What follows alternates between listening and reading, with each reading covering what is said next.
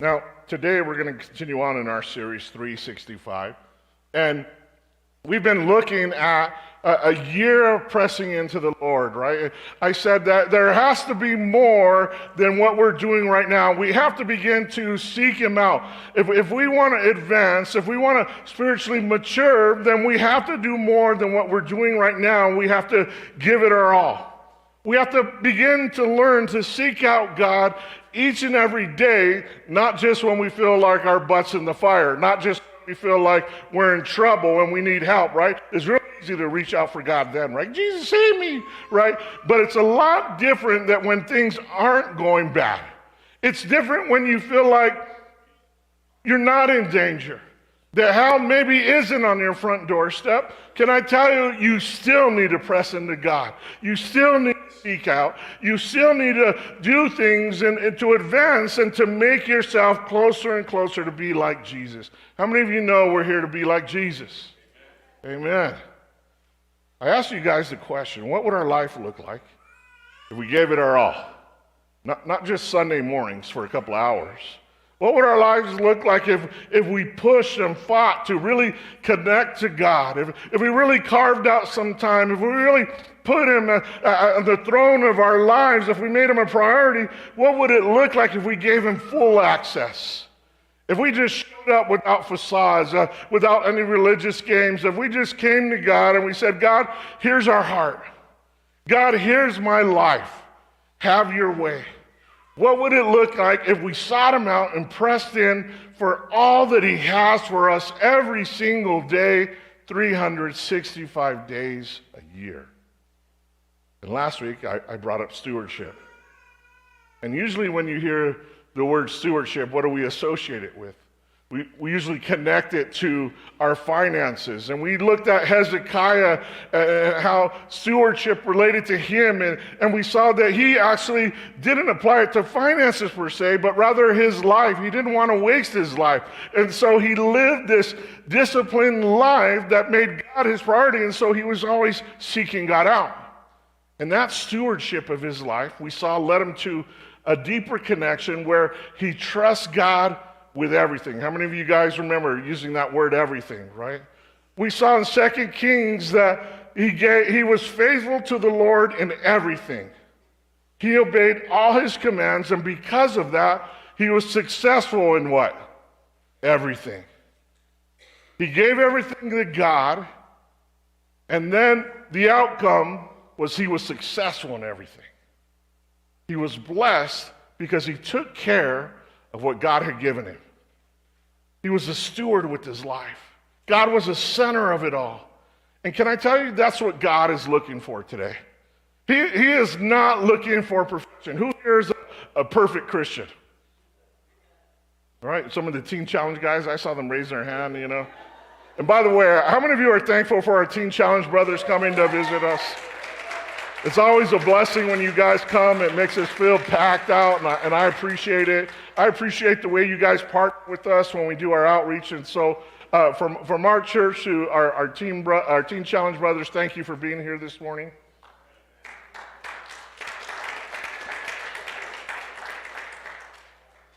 God is looking not for perfection. He's looking for real people that are sinners, that recognize they need a Savior and want to make Him the center. And here's the thing. If He's not the center of your life right now, the good news is you get to change that. The good news is that while we still have breath, we can course correct. We can press in, seek Him out, and steward correctly what He's given us. When you steward something, what does that mean? That means that you are now in charge of managing it. It means that it's not really yours, it's something that someone lent to you, that they let you borrow it, they entrusted you with it. And guess what that means is that because it doesn't belong to you, one day you're gonna have to give it back, you're gonna have to return it. And throughout the series, I've been sharing principles that are are teachings from the Bible about the kingdom, and it's meant to stir us up, to light a fire so we want to start stewarding, to steward what God has given us, to steward the way that He wants us to. How many of you know there's a million different ways that you can manage something or look over something and watch? But can I tell you, when it comes to the blessings of God, there is only one way to do it, and that's His way. Now, sometimes as Christians, we can get frustrated. Big surprise there, right?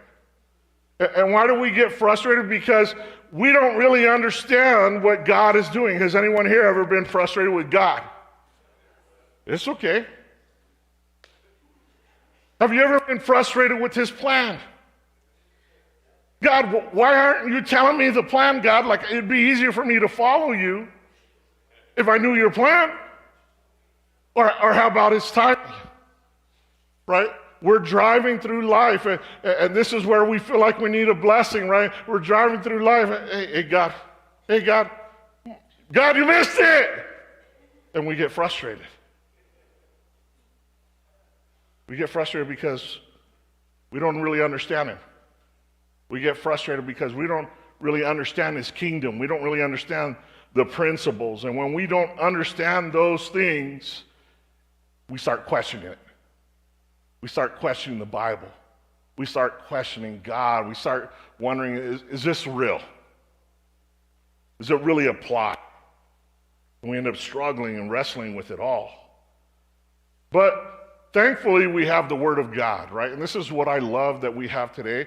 It's when they were living it out in the Bible times, they didn't get to read about it. They didn't have examples, right? They were just there and they had to seek out God. Now, you and I, we got a cheat code here in the Bible and the Word. And so we get a little bit more clarity and insight from what the Bible teaches. And specifically from Jesus, we see a picture of the kingdom and its principles through the parables that He teaches. And so parables are just a very churchy biblical way to say He told stories. In those stories, He gave us examples in order to teach us all kingdom principles.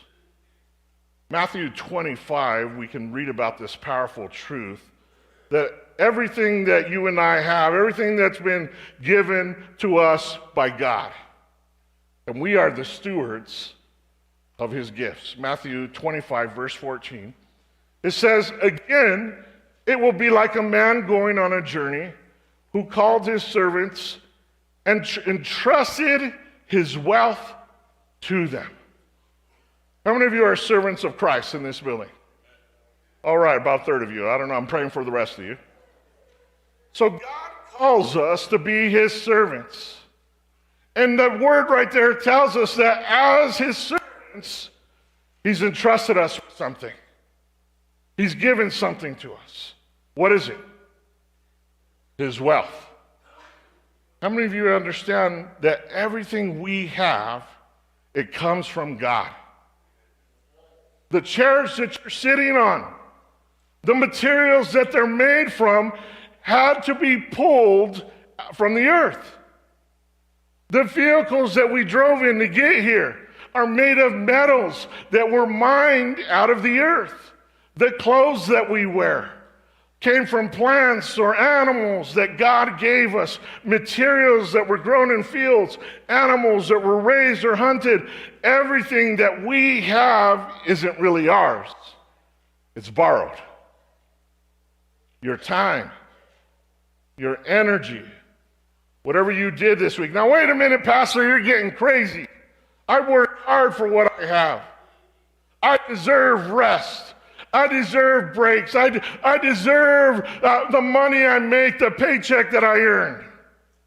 But here's the thing. You did it with borrowed muscle. You did it with a borrowed body. Hello, this is not the end. This is temporary.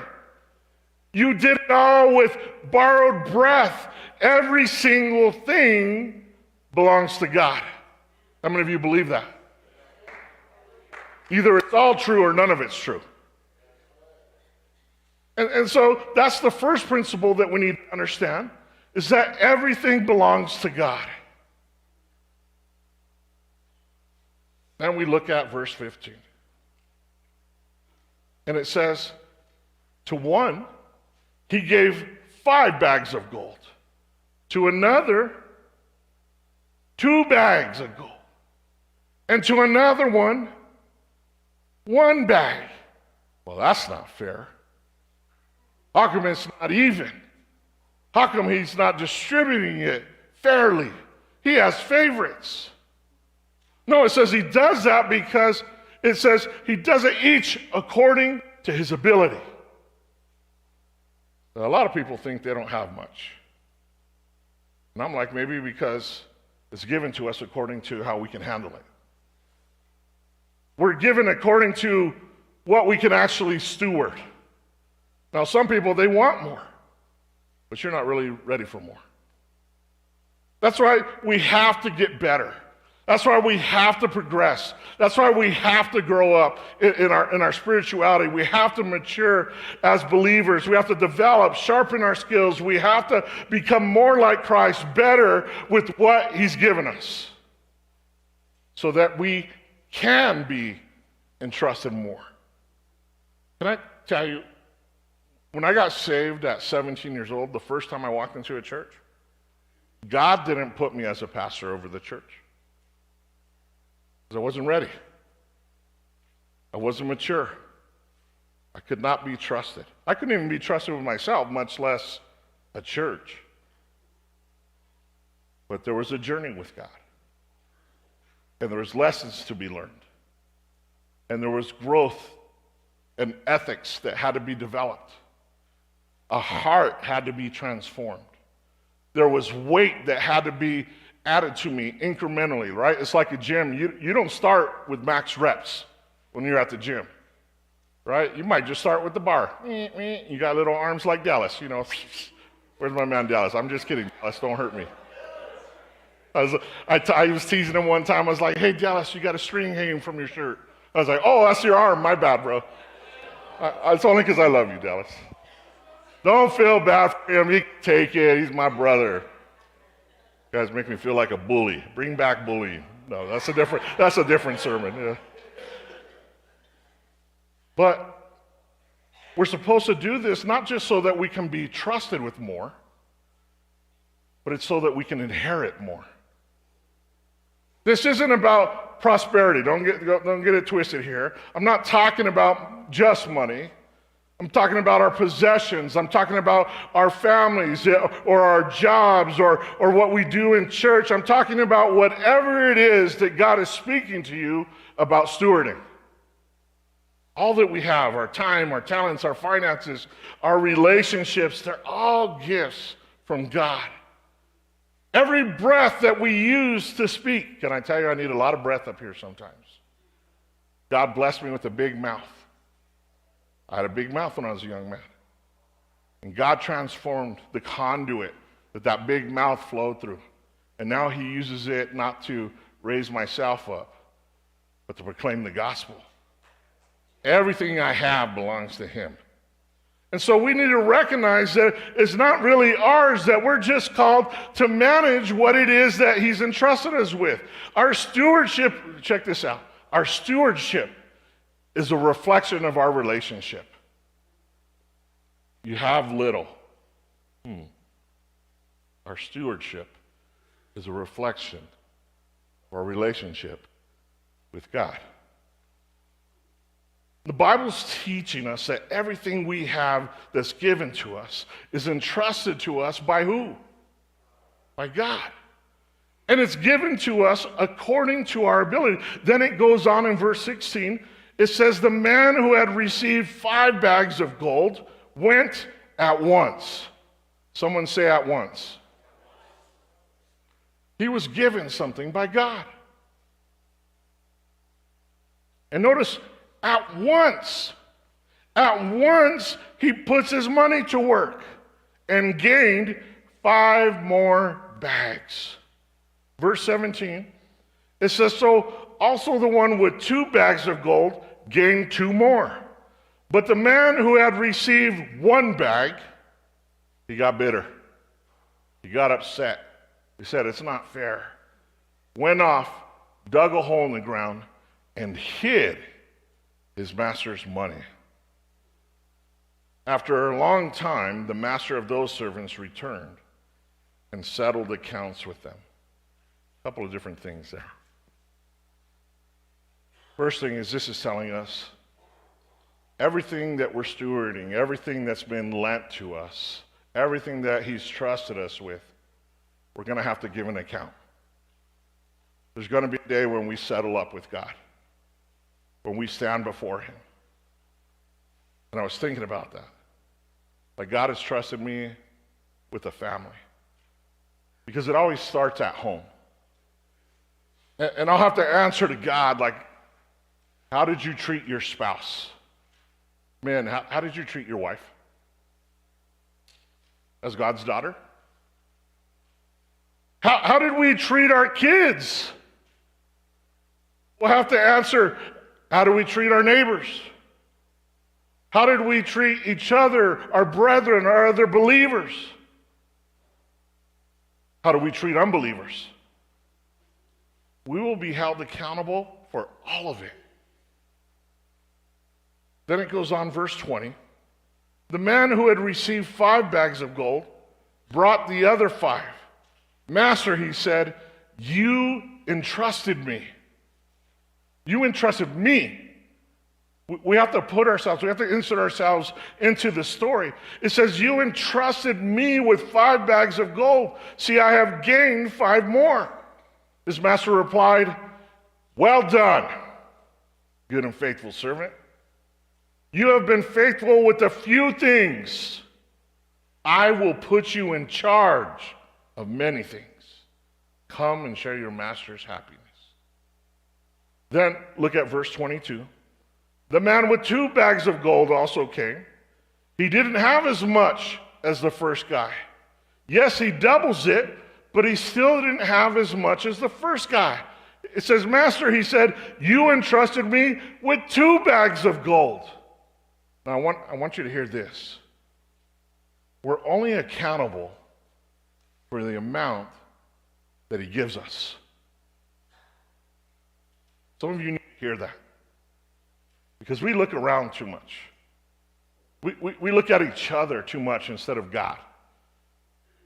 As a pastor, sometimes you can get caught up in comparison of what's happening at other churches.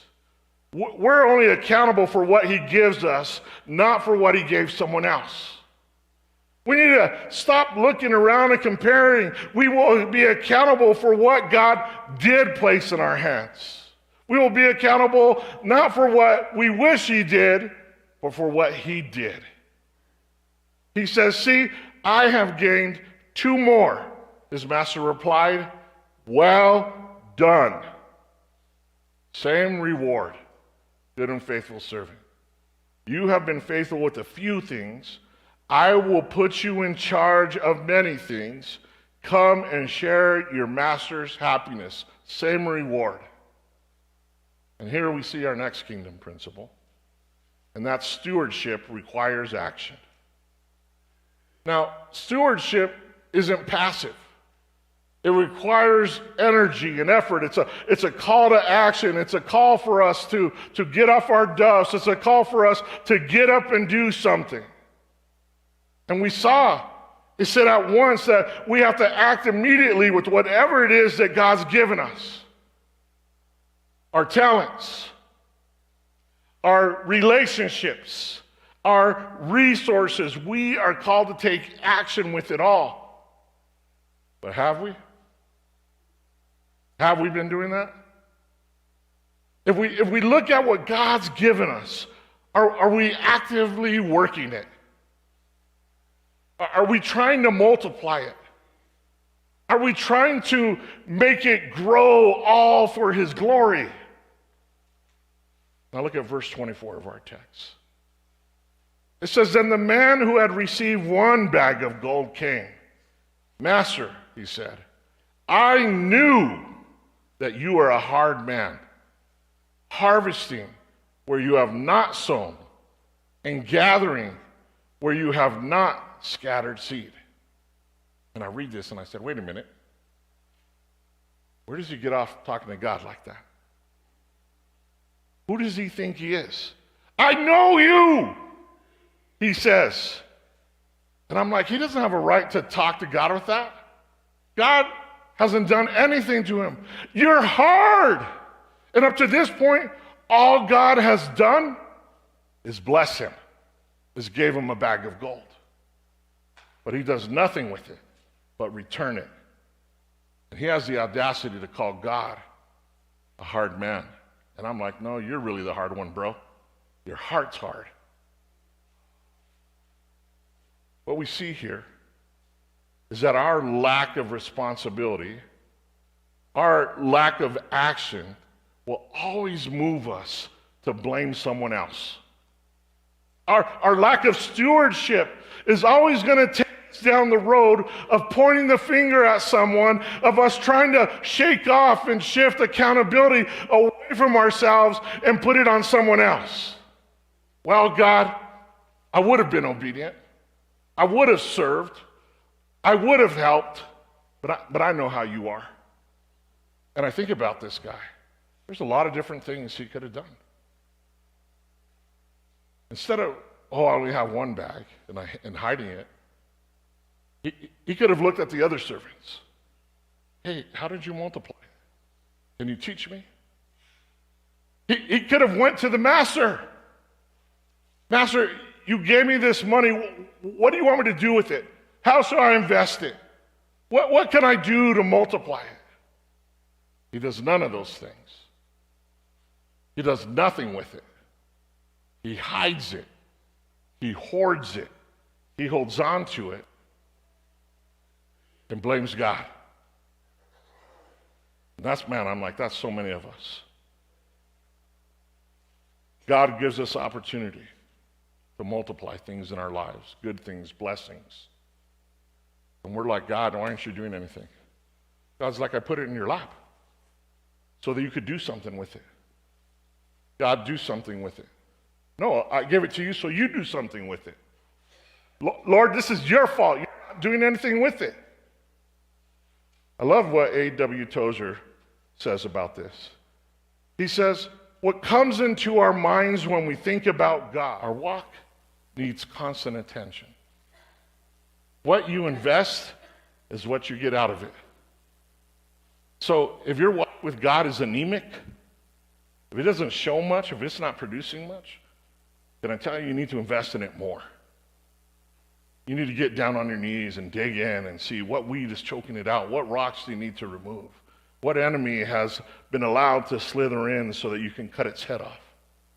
Because here's the thing, we don't always see our blessings. We don't always recognize our blessings because God gives it to us in seeds. God gives us in seed form. Mark 4 puts it like this, Message translation. Then Jesus said, God's kingdom is like seed. Now, here's the problem with seed. If you had a seed in your hand, it's not impressive. It doesn't look like much. We're so callous to seeds that when we're biting into fruit, what do we do with that seed? We chuck it, we spit it out. But a small seed grows into a big tree. And that big tree will bear many fruit. And inside each one of those fruit are more seeds that can produce more and multiply. And God gives us seed. And it's our job to do something with that seed. It's our job to plant it. It's our job to water and nourish it. It's our job to protect it and make sure that it grows and produces fruit. But we get frustrated because we don't understand God. We don't recognize what he's doing. We're like, God, give me a harvest right now. God, give me the church right now. God, give me position right now. Give me a big check. Right? I want to make a lot of money. Give me a big house. Give me a big vehicle. But God says, I don't give out homes. I give out seeds. So go plant a seed. You got to grow the tree to get the fruit. God doesn't answer our prayers with a finished end product. Instead, he gives us seeds and we plant them and we water them and we nurture them. He gives us seeds like this table. At one point, this table was a seed. And I just mean like the top, even though we know it's, fiberboard in there. But at one point, this was a seed. And it grew to a tree and someone had to mill it. Someone had to chop it up in order for it to become useful. He gives us seeds. He answers our prayers with seeds, seeds of dreams, seeds of ideas, opportunities, seeds of instruction, seeds of commands. But we have to take care of those seeds. We have to plant and nurture the seed that God has given us. How many of you are just sitting there with a pack of seeds in your pocket and they're starting to rot, it's starting to smell, it's starting to stink? You are called, can I tell you, to open up that pack and do something with it. Steward it. It's okay if it's old. It's okay if it's dusty, smells a little moldy. If it's God's seed, there's no expiration date. We're supposed to steward what he blesses us with. We have to know that faithful stewardship brings growth. Our job is to plant and water what God brings to us so that there's increase. Stewardship requires consistency, consistent effort, trust in God's timing. We have to focus on what we can do every day, 365 days a year when we press in. Press in. Press in. Pray, seek him out, read his word, serve someone else, help grow the church, have spiritual growth yourself. I want to invite the musicians. I think about the gardens in our life, our families, our careers, our walk with God, our church, our ministries. Are we tending them? Are we giving it all we got? Are we giving our full energy? If not, we get to change it today. Today, we get to recommit to stewardship. Today, we get to step forth and volunteer again. God, I haven't been taking care of the seeds, God. We get to hit the altars and say, God, give me seed. I'll take care of it this time. Doesn't matter if you've thrown that pack away. Doesn't matter if you've neglected it. He's the God of 1,000,001 chances. He's just saying, come back and I'll give you new seed. We get to change and commit to stewardship. And if we do that, he will bring increase in his time. We just need to be faithful. Wicked and lazy, or well done, good and faithful. Not perfect, good and faithful. God rewards faithful stewards that take care of what they've been given. Stewards take care of their blessings. Are you a steward? Or are you wicked and lazy?